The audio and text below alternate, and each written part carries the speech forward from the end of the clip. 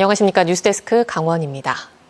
지난해 강릉시의회가 남해안과 경주로 관광성 출장을 다녀온 사실을 저희 MBC 강원 영동에서 보도한 바 있습니다. 강릉시의회가 전국 지자체 최초로 국내 연수를 갈 때도 까다로운 심사를 거치고 내용을 공개하는 등의 조례를 올해 초 만들었는데요. 그런데 조례 제정 이후 처음으로 간 제주도 연수에 심사와 공개 과정이 빠져 빈축을 사고 있습니다. 김인성 기자가 보도합니다. 지난해 10월 강릉시 의회는 시의원과 직원 등 모두 34명이 남해안과 경주로 관광성 연수를 다녀왔습니다. MBC 강원 영동은 이 내용을 집중 보도했고 결국 강릉시 의회는 지난 2월 국내 연수를 갈 때도 해외 연수처럼 심사와 공개를 거치도록 한 조례를 전국 지자체 최초로 제정했습니다. 이 조례 제정 이후 처음으로 강릉시 의회가 지난 27일부터 사흘 일정으로 강릉시 의회 의정 연수를 떠났습니다. 하지만 강릉시 의회 홈페이지엔 이 내용이 누락돼 있습니다. 이번에 왜 제주도 가시면서는 조례 만든 대로 공개 안 하고 그러고 가셨어요? 그래? 그러지. 나보다 정식 근무도 저야하고 한 줄 알았지. 강릉시 의회의 이번 제주도 연수 계획안입니다. 의원 17명과 의회 사무국 직원 19명이 참가하는 한국산업기술원 지방자치연구소의 위탁교육으로 모두 2,700만 원의 예산이 들었습니다. 사흘 동안 강의 2개와 서귀포 문화도시센터 방문 일정, 그리고 의원 연구회별 개별 활동만을 소화했습니다. 이 내용은 심사를 거쳤을까? 교육기관에 이탈하는 거는 심의를 생략할 수 있도록 그렇게 조례에 제정돼 있거든. 아무런 심사를 거치지 않은 겁니다. 지난 2월 제정된 국내 연수 조례에는 심사와 공개를 할 대상 연수나 교육의 범위를 4가지로 정해놨습니다. 그런데 4가지 모두 심사를 안 할 수도 있다거나 단 한 명의 의원만 빠져도 심사를 안 하는 규정을 뒀습니다. 모든 연수를 심사 없이 가도 되도록 한 겁니다. 그 예외 조항이라고 하는 것이 앞에서 제시하고 있는 나머지 조항들을 다 무력화시키는 그런 성격을 가지고 있습니다. 그렇게 되면 사실 이 조례를 만든 의미가 크게 없어요.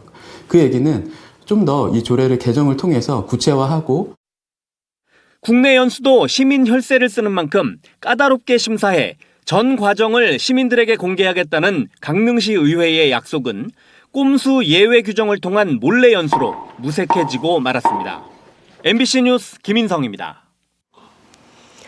경동대가 설악 캠퍼스 옛 속초 동우대 매각을 추진해 지역사회가 반발하고 있다는 소식을 전해드렸는데요. 20여 개의 단체 기관이 참여한 시민 비대위 항의 집회가 동우대 앞에서 열렸습니다. 집회 현장에 박은지 기자가 다녀왔습니다. 속초 시내 주요 길목마다 옛 동우대 캠퍼스 매각에 반대하는 현수막이 도배됐습니다.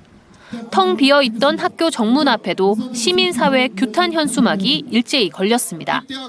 경동대가 옛 동우대 매각 입찰 신청서 접수를 시작한 지 사흘째, 30도가 넘는 무더위 속에 반대 집회가 열렸습니다.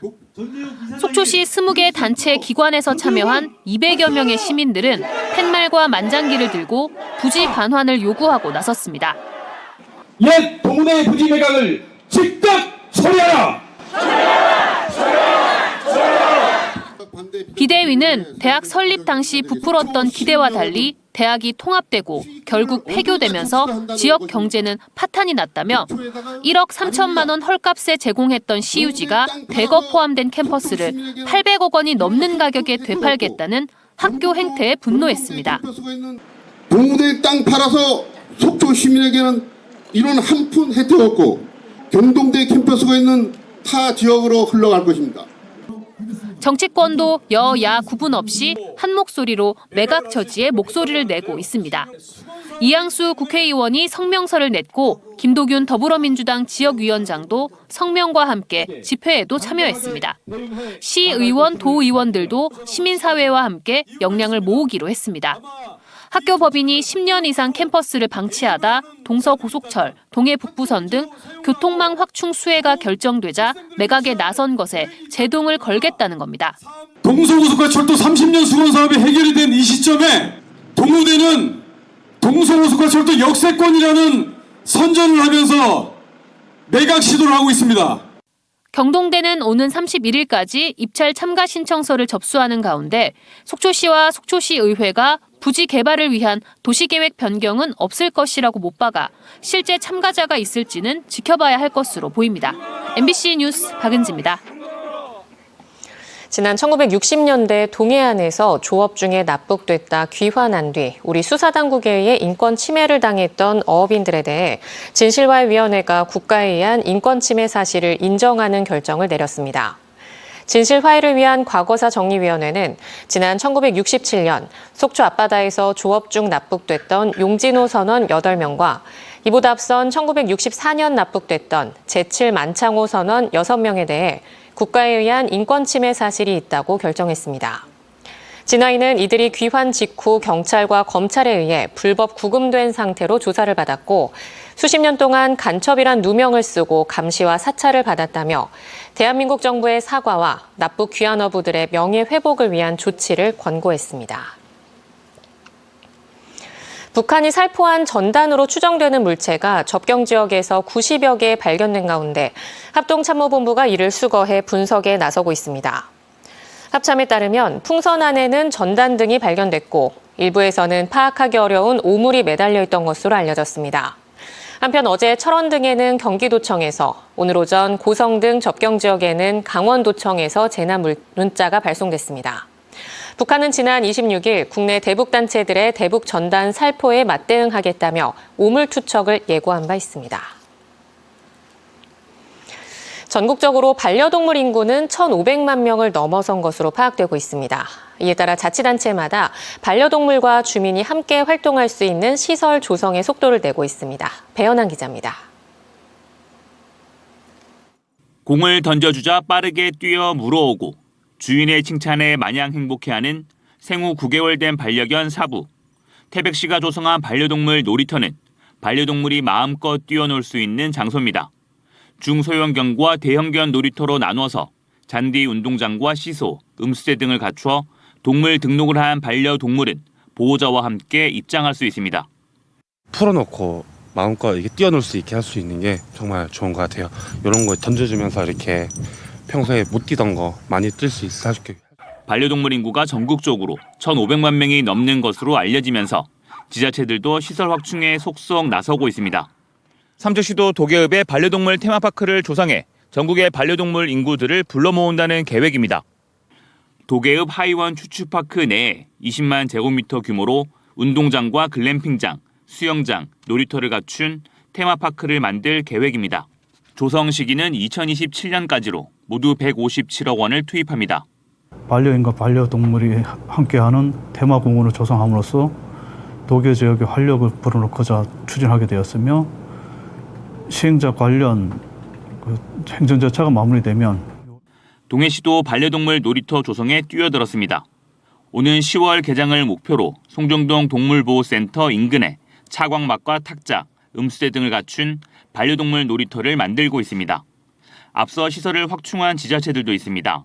강릉시는 지난 2월 강문동 일대에 반려동물 놀이터를 개설했고 속초시는 2018년 영랑호 일대 반려견이 뛰어놀 수 있도록 놀이터를 마련했습니다. MBC 뉴스 배현환입니다. 어민들이 민물 가마우지와 전쟁을 벌이고 있습니다. 유해 야생동물로 지정된 민물 가마우지가 물고기를 닥치는 대로 잡아먹기 때문인데요.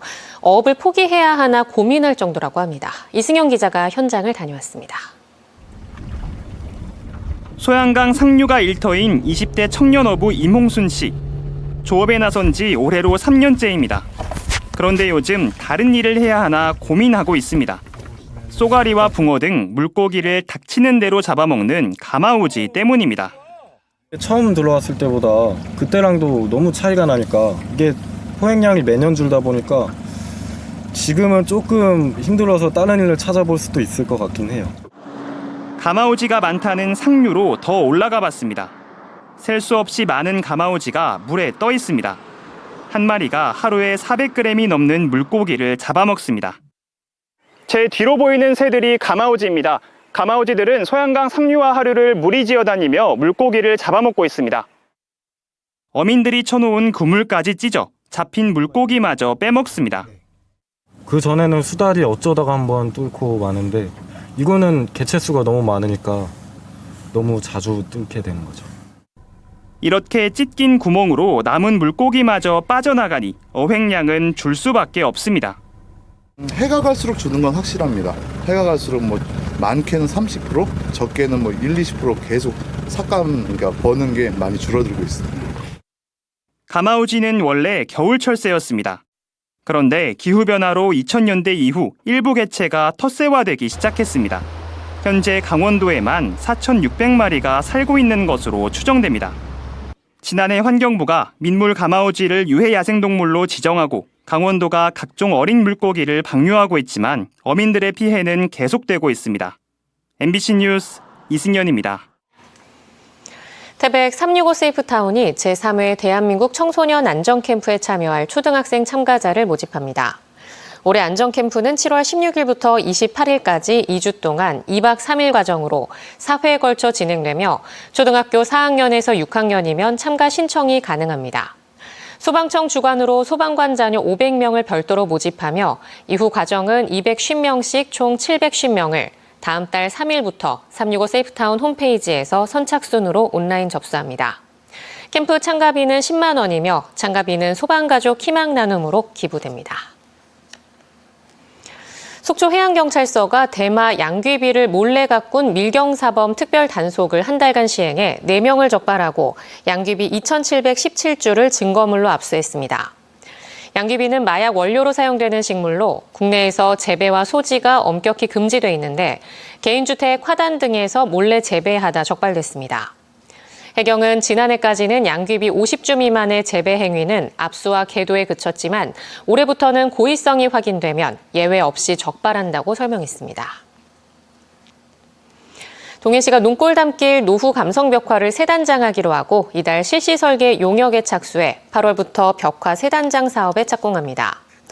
동해시는 올해부터 2026년까지 모두 4억 9천만 원을 투입해 논골 1, 2, 3길과 등대오름길 4개의 길에 116개의 벽화를 3단장할 계획입니다.